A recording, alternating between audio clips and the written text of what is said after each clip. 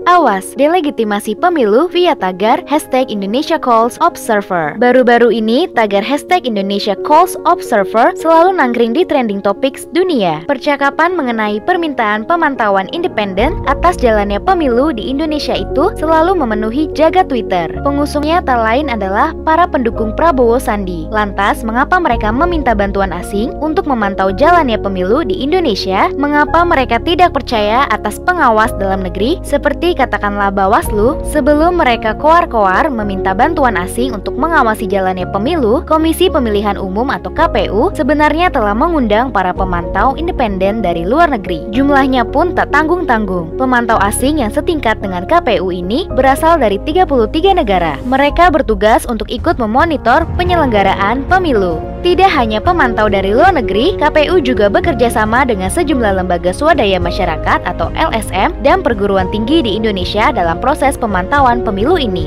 Pramono mengatakan seluruh pemantau pemilu akan menjalankan tugas selama 15-18 April 2019. Hal itu dilakukan guna memastikan pemilu di Indonesia pada tahun ini dapat berjalan dengan fair dan sesuai ketentuan perundang-undangan. Dengan adanya penjelasan tersebut, maka isu yang diusung oleh para pendukung Prabowo Sandi itu sebenarnya telah usang karena mereka mengangkat isu yang telah dilakukan oleh KPU.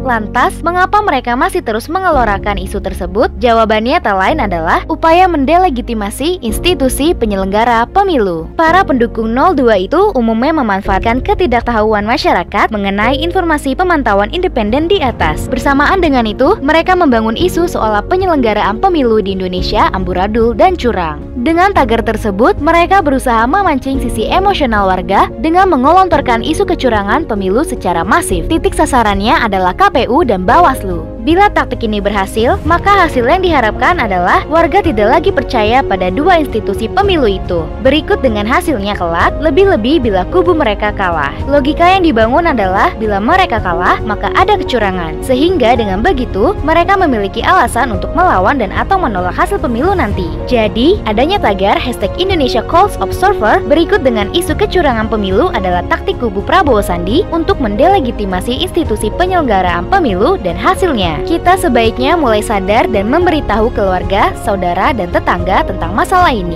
Harapannya agar mereka tak terpengaruh dengan taktik keji ini. Karena bila ini tidak diredam sekarang, dampaknya akan sangat luas. Kekacauan dan keributan dalam skala masif akan bisa terjadi pasca pemilu nanti. Ayo, berpolitik dengan sehat dan waras.